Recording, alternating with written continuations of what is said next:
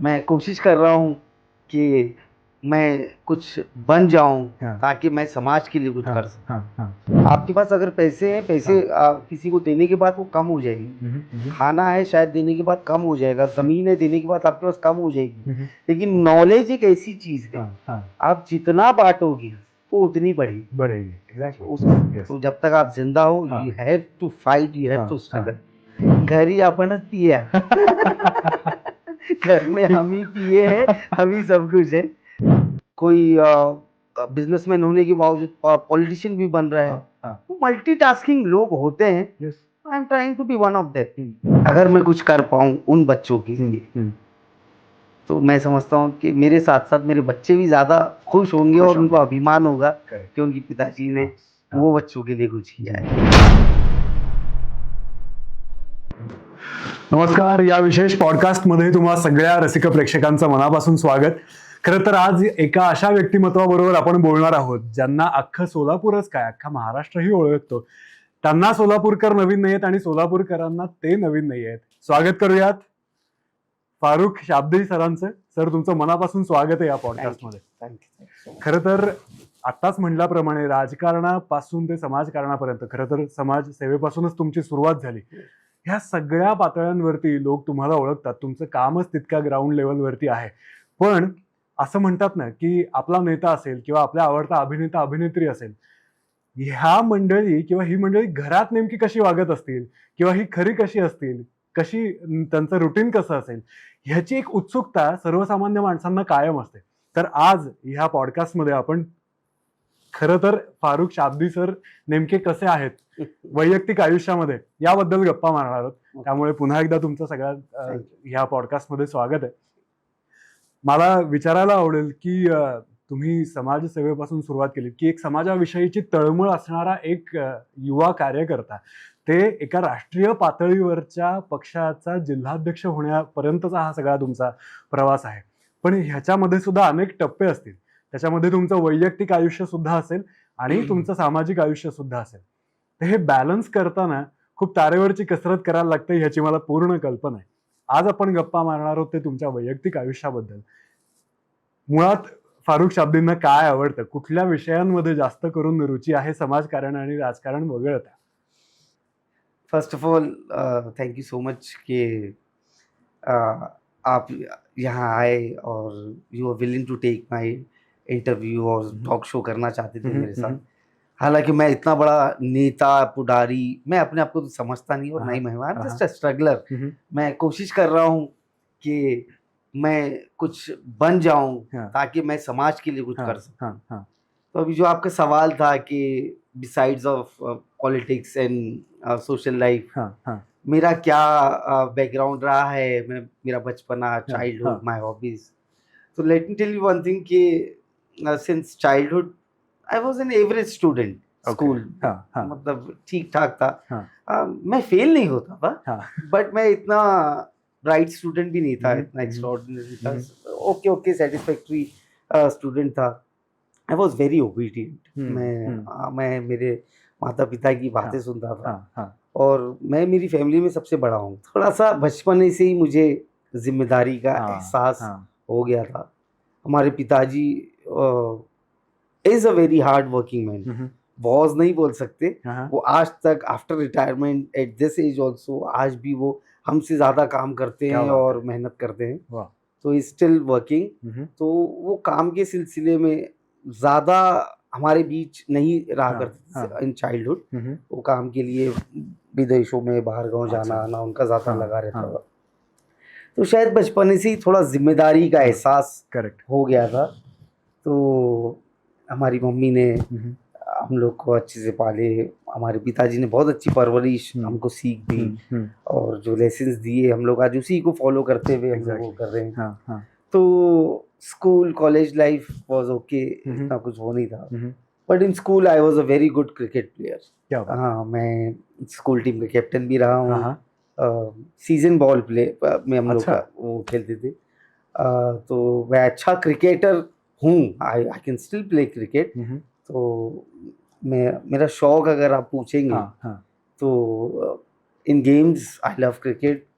और गेम्स को छोड़ के आई लव एडवेंचरस स्पोर्ट। क्या बात है। ऑफ रोडिंग करना हाँ एक मेरा बहुत बड़ा शौक है। और मतलब उसके लिए मैंने मतलब मैं मेरा भाई हम सबको एडवेंचरस स्पोर्ट बहुत पसंद है। We have design many cars off roading के लिए। ओके। हाँ, अलग अलग हम लोग के पास जीप्स एंड वगैरह वगैरह है। ऑफ रोडिंग है। एंगलिंग करना मुझे बहुत अच्छा लगता है, फिशिंग करना। Okay okay. I am very good angler too. हाँ तो ये सब शौक है।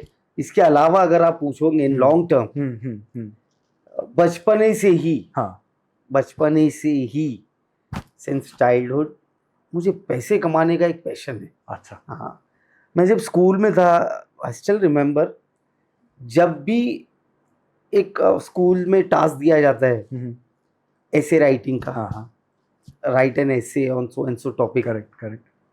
तो उसमें अगर टॉपिक आता कि आपको जीवन में क्या बनना है, हाँ so I would always write I want to be a millionaire। हाँ ओके। मैं हमेशा से मेरे स्कूल में ऐसे राइटिंग में जब भी टॉपिक ये मिला है तो मैंने एक ही वो किया हूँ कि I want to be a millionaire.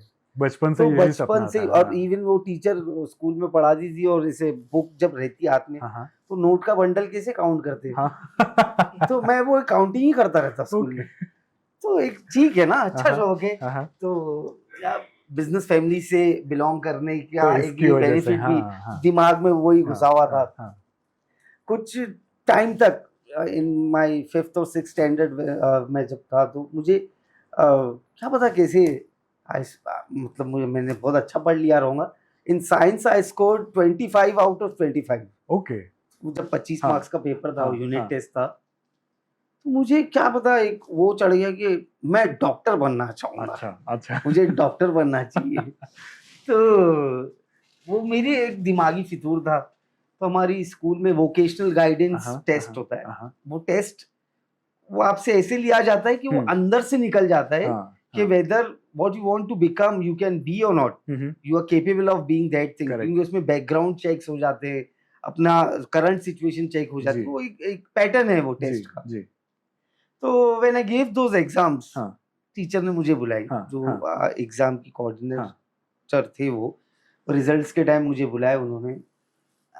She said कि you have written that you want to become a doctor। तो बोला yes man, I have scored 25 out of 25 in science। Of course I can be a doctor। I want to be a doctor। तो उन्होंने पूरा मेरा जो भी test दिया था मैंने वो उसका रिकॉर्ड देखकर, तो उन्होंने तभी मुझे बोल दिए थे कि आप ये आइडिया अपने दिमाग से ड्रॉप कर दीजिए। क्यों? You can never become a doctor.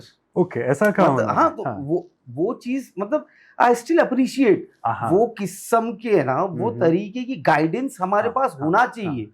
वैसे टेस्ट और भी ज्यादा on a bigger scale her schools में हर फील्ड में होने चाहिए, which can show, which can guide you कि आप व्हाट यू आर डिसाइडिंग। अगर आप अभी आज एंकर हो, आपकी फील्ड मीडिया से बिलोंग करती है, लेकिन आपके परिवार का प्रेशर होगा या आप किसी एक टेस्ट में पास होकर गफलत में you are selecting some other field, तो वो आपके साथ नाइंसाफी। करेक्ट। तो वो चीज बचपने में ही मुझे मिल गई। तो शी सेड नो, आपका ये रिकॉर्ड देखने के बाद it clearly shows that you have a family business and I am damn sure, teacher ने ये कि when you grow up you are going to take care of your father's business only. तो उस time पे मैं बोला था यार टीचर कैसा बोल सकती है, but as I grew up हालात चेंज हुए, तो ultimately I came into my father's business only. तो दॅट वॉज व्हेरी हेल्पफुल। मला खूप आवडली सर तुमच्या बोलण्यातली एक गोष्ट की मी अजूनही स्ट्रगलर आहे हे तुम्ही खूप अभिमानाने सांगताय। खूप मोठे मोठे बिझनेसमन होऊन सुद्धा पाय जमिनीवरती राहणं हे फार महत्वाचं आहे। शिक्षकांनी जो तुमच्या त्याच वयात तुम्हाला जे मार्गदर्शन केलं किंवा दिशा दाखवली ती खूप महत्वाची आहे। I would like to thank my parents first of all, और उसके बाद में जो मुझे तराशा है वो मेरे टीचर्स है। करेक्ट। उनके बिना शायद मैं यहाँ बैठकर इतनी कॉन्फिडेंटली आपके सामने इंटरव्यू भी नहीं दे पाता। वो टीचर ही थे जिन्होंने मुझे सही दिशा दिखाई जब मेरे दिमाग में डॉक्टर बनने का वो चल रहा था। करेक्ट। वो टीचर ही है जिनकी वजह से आज हम लाइफ में सक्सेसफुल हुए, आज हम देश विदेश में घूम रहे हैं confidently, we can talk, we can write, we can read everything, वो जो शिक्षा दिए। और मैं समझूंगा कि मेरा तो मानना ये है कि टीचर और अपनी स्कूल एक ऐसी जगह है जहां पर बच्चा घर से ज्यादा वक्त बिताता है। एग्जैक्टली। अगर स्लीपिंग आवर्स छोड़ दे हम, तो जितना टाइम हम एक्टिव रहते हैं, तो घर से ज्यादा हम we are in the hands of teachers and school. Yes. तो उनका बहुत बड़ा रोल है हमारी लाइफ में। तो टीचर्स हमारी लाइफ को गाइड करने वाले लोग हैं, और मैं ऐसी अपेक्षा करता हूँ, उम्मीद करता हूँ कि हमारे देश में अच्छे अच्छे और टीचर्स आए, जिनके थ्रू ब्रिलियंट स्टुडंट्स निकले और हमारा देश के भविष्य को और उज्ज्वल करें। एक्झॅक्टली। आपल्या भारतामध्ये सर टॅलेंटची काहीही कमतरता नाहीये, परंतु बहुतांश लोक परदेशांमध्ये शिकायला जातात। तुम्ही आता म्हणालात तसं की उत्तम शिक्षक इथे तयार होणं अत्यंत आवश्यक आहे, जेणेकरून भारतातलं टॅलेंट हे भारतासाठी वापरलं जाईल। आता सर तुम्ही इतकी वर्ष खूप मोठा व्यवसाय करता आहात, सांभाळत आहात, तर ह्याचं कुठलं असं फॉर्मल शिक्षण तुम्ही घेतलं का, की करता करता तुम्ही ते शिकत गेलात? व्हाटएवर आई हैव गेन्ड, मैं पहले तो ये बता दूं, मैं इतना कोई एक्स्ट्रा ऑर्डिनरी पढ़ा लिखा नहीं हूँ, जस्ट अंडर ग्रेजुएट। लेकिन लाइफ ने जो लेसन मतलब प्रैक्टिकली हम लोग ने कर सीखे। और मैं तो बस अपने आप को बहुत भाग्यवान समझता हूँ कि I got everything in platter. सब सजा सजाया मिला है। जो रियल स्ट्रगल था वो हमारे पिताजी ने किए, तो he set all the things for us, और हमको मिला है, हम तो बस संभाल रहे हैं और उसको एक्सपांड करने की कोशिश कर रहे हैं। तो बस वो करते जा रहे हैं। तो लाइफ के जो लेसन्स हैं वो मोस्ट इम्पोर्टेंट। करेक्ट। ठीक है, आप what ever you learn in the classroom, degrees आपको जो मिलती है वो भी जरूरी है, बिकॉज आप कहीं भी जाओगे तो you have to present that first. Personal experiences, आप नॉलेज, जो प्रैक्टिकल नॉलेज है, you can only deliver when you are given a chance. But first thing जो बात करती है वो आपकी डिग्रीज है। तो वो तो बेसिक नेसेसिटी है, आपको जरूरी है, वो चाहिए ही चाहिए। उसके बाद में then it comes to, but अगर दोनों का कॉम्बिनेशन मिल जाएगा, then मेरा मानना ये है कि आप एडिशन करने वाले नहीं रहते, आप मल्टीप्लिकेशन करने वाले हो। बरोबर। तो ये दोनों चीजों को पढ़ना, यानी वो पढ़ाई भी करना और साथ ही साथ रियल लाइफ एक्सपीरियंस भी लेना, और मतलब प्रैक्टिकली कुछ भी करना, वो बहुत जरूरी है। तो मैं यही बोलना चाहूंगा कि वो जमाना कहावतों में अच्छा लगता है कि बिल गेट्स 5वीं फेल है and he is running Microsoft, या तो एग्जाम्पल्स ऐसे दिए जाते, बट ठीक है, वो जमाना अलग था। नहीं, जमाना आज भी शायद वही होगा, but everyone is not as lucky as Bill Gates. Correct. हर एक का फॉर्मूला अलग होता है। नाउ अगर आज की बात करेंगे तो कंपेटिटिव वर्ल्ड हो गया, बहुत कंपटीशन। बिल्कुल। और एक दूसरे को कुचल के ही आगे जाने का टाइम चल रहा है। तो अगर इस जमाने में, इस कंपेटिटिव वर्ल्ड में अगर आपको सरवाइव करना है, एस्टेब्लिश तो बात की बात है, if you want to survive, तो आपके पास जो नीड्स है, जो जरूरी चीज है, वो होना बहुत जरूरी है। तो आई वुड रादर से कि पढ़ाई का कोई वो नहीं है, कोई एंड नहीं है उसका। आप जितना पढ़ना चाहो, डिग्रीज खत्म नहीं होती। आप जिस एज तक आपको पढ़ना है, उसकी कोई रिटायरमेंट एज नहीं है, वो आप पढ़िए।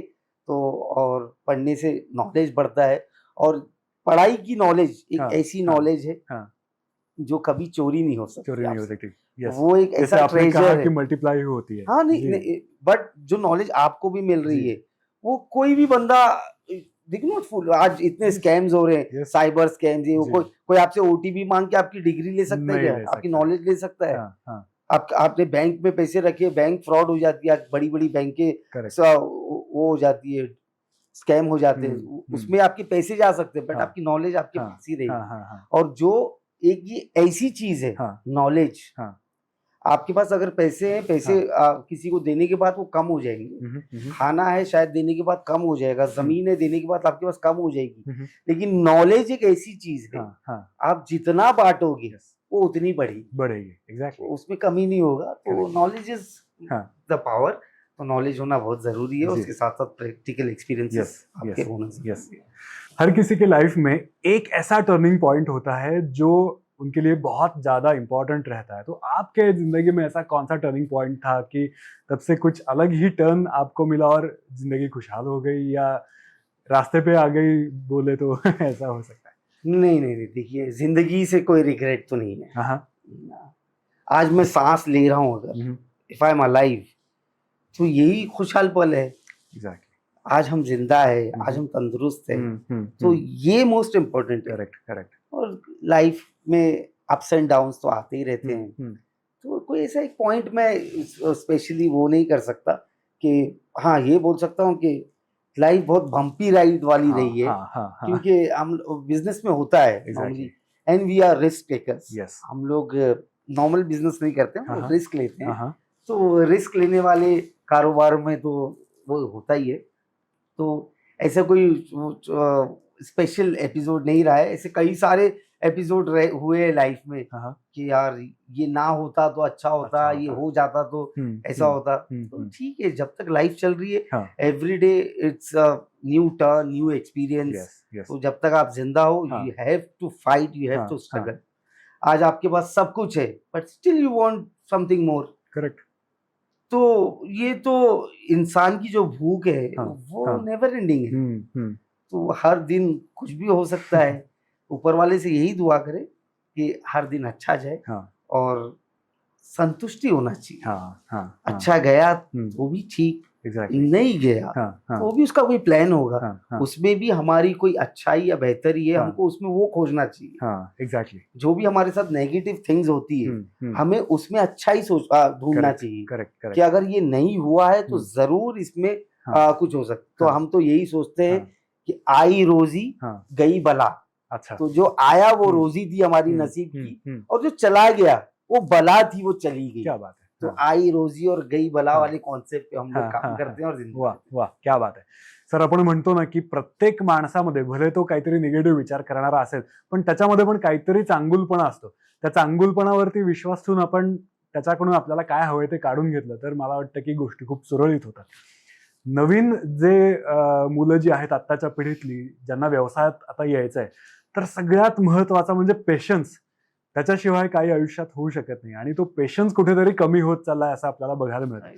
तर नवीन पिढी जी आता एंटरप्रेन्योरशिप मध्ये आहे किंवा काहीतरी स्वतःचं करू बघते, स्टार्टअप सुरू करतायत, भारतामध्ये त्याची संख्या खूप जास्त आहे. तर या संयमाची किंवा या पेशन्स बद्दल तुम्ही नवीन येणाऱ्या पिढीला काय सांगाल? नहीं, देखिए अगर कुछ भी करना है न्यू जनरेशन को, न्यू स्टार्टअप्स को, तो ये इतना इजी तो है नहीं। मैंने पहले भी बोला कि life is a struggle. Yes. मैं नई पीढ़ी को, स्पेशली आज की जो जनरेशन है, मैं उनको ये बोलना चाहूंगा कि there is no shortcut for success. Yes. आज जो फेलियर्स हो रहे हैं वो शॉर्टकट की तलाश में हो रहे हैं। सक्सेस शॉर्टकट से आ ही नहीं सकती है। बिल्कुल। ये सबसे पहले तो जिसको भी काम करना है और कामयाब होना है, काम तो कोई भी कर लेगा, लेकिन काम हमको नेवर एंडिंग परमानेंट काम करना है, ग्रोथ देखना है, उसका फायदा हमारी जनरेशन को अगर देना है, बिल्कुल, तो आपको शॉर्टकट की तलाश नहीं करना है, आपको हार्ड वर्क पे ध्यान देना है। आपको जैसे एक एग्जांपल में बताऊं, हम आज सड़कों से जाते हैं, ठीक है,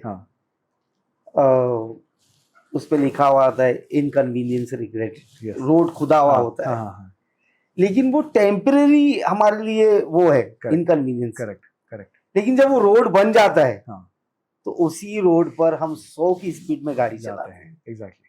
तो जो आज स्ट्रगल है, तो उसको वही समझना है कि ये रिपेयर हो रहा है। क्या बात है। और जब रिपेयर होगा तो ये इसके ऊपर आप 100 की स्पीड में गाड़ी चलाओ। बिजनेस भी वैसा ही है। स्टार्टिंग में बहुत आपको स्ट्रगल होगा। वंस मतलब एक बार सेट हो गया आपको देखने की भी जरूरत नहीं है, ऑटो मोड पे चला जाता सब चीज। It starts working on its own.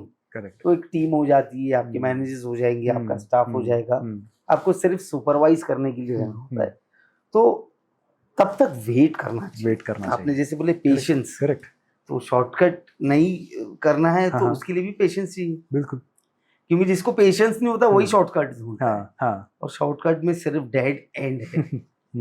मैं ये बोलूंगा कि शॉर्टकट्स में नहीं है, स्ट्रगल कीजिए, जितना आप स्ट्रगल करोगे उतने आप स्ट्रांग बनोगे, जितने आप स्ट्रांग बनोगे उतने आप कामयाब बनोगे.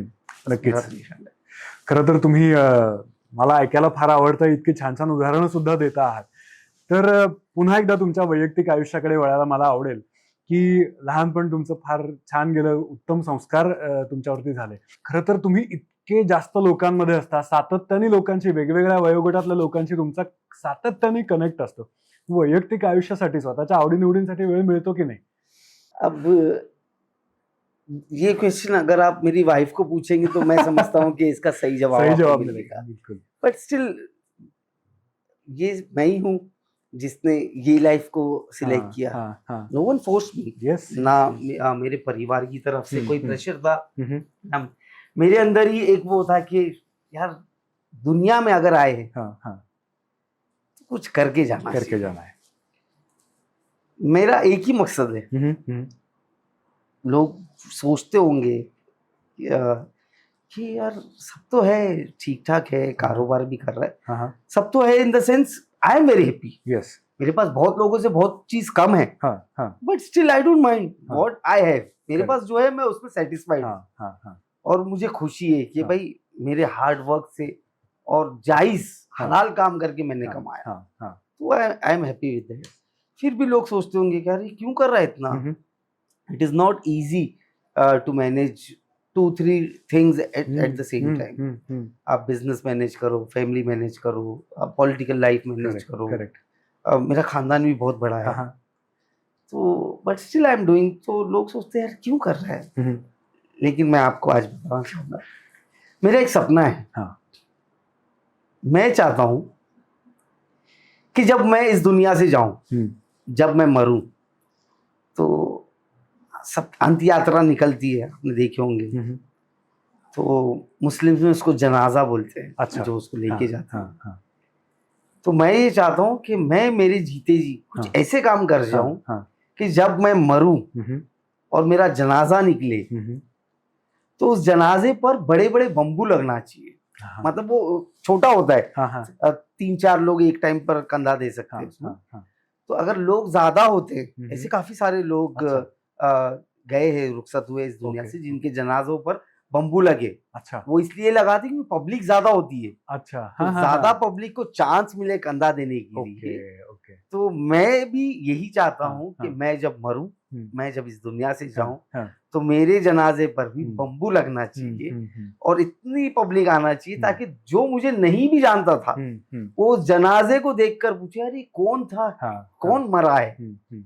तो मेरा एम ये है. बाकी तो कुछ दुसरा की आपली ओळख कामामुळे आपली व्हावी. होना चाहिए. मराठीमध्ये एक सर म्हणे की मरावे परी कीर्तिरूपी उरावे. तर ही कीर्तिरूपी तुम्हाला उरायला नक्की आवडणार आहे. कोणाला आवडणार नाही करत.